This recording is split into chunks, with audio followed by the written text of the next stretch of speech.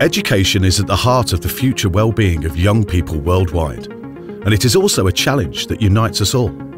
How can we make sure our youth have the best chance of finding decent jobs, setting up their own businesses and making the best of their lives? The European Union and its member states are supporting Central Asian countries to help their youth get the skills they need in today's global workplace. Through the Bologna and Torino processes, bilateral projects, mobility and capacity building schemes, and by working together with other donors such as the World Bank and UNESCO. Since 2014, the European Commission has contributed to education reform in the region, in total more than €174 million. The Central Asia Education Platform plays a key role in the European Education Initiative for Central Asia. Launched in 2012, the platform promotes policy dialogue between the EU and Kazakhstan, Kyrgyzstan, Tajikistan, Turkmenistan and Uzbekistan.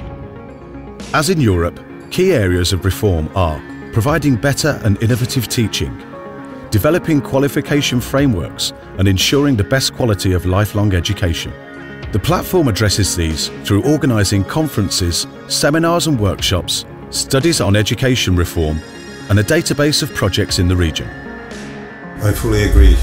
Education was our key priority. It was a pillar of our strategy within the European Education Initiative, and we realized that without a proper education, without the proper human capacity building, the region will not be able to cope with the enormous magnitude of challenges. And the idea was at the time to establish a platform where we could bring in the experiences of our member states, but also provide a forum for policymakers and practitioners to exchange regional experiences in a format which is both formal and informal.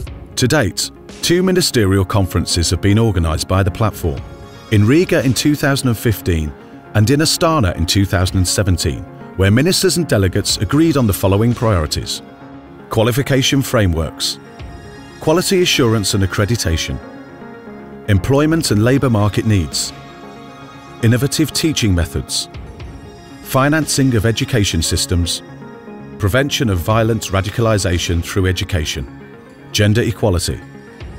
This education platform is a truly European project, not only financed by the European Union, but also supported by the European External Action Service, the Education, Audiovisual and Culture Executive Agency, the European Training Foundation, and of course the EU member states, notably Latvia and Poland, our lead partners.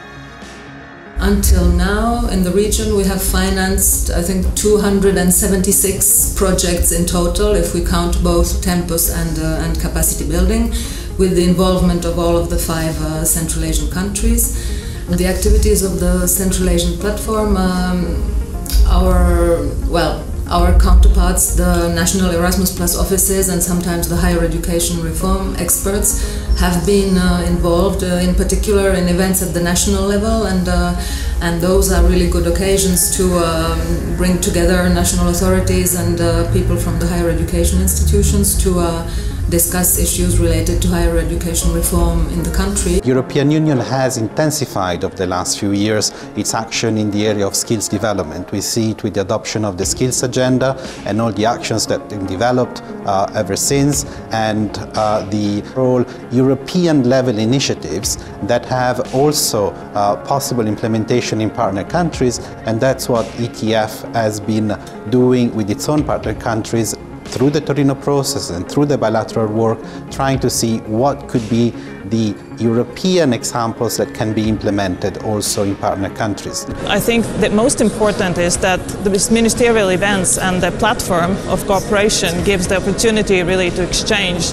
on the latest issues and developments, and sharing this experience, I believe, just speeds up all the implementation of reforms that all the countries aspire to. Я хотела бы отметить, что для нас представляется важным очень опыт как европейских стран, так и я думаю, что очень важно участие всех наших соседей по региону. Здесь мы говорим о качестве образования, о подготовке квалифицированных кадров.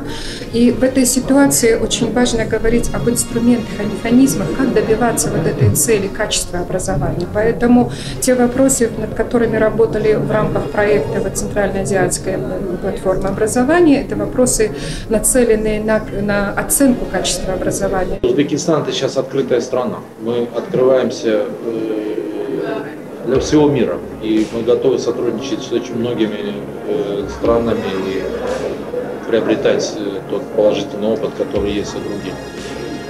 И в частности, вот через наш проект Центральноазиатской платформы образования, где у нас имеется уникальная возможность одновременно общаться и с европейскими партнерами, имеющими свой опыт, и с нашими ближайшими соседями, это странами Центральной Азии, каждый из которых тоже имеет определенный опыт достижения целей.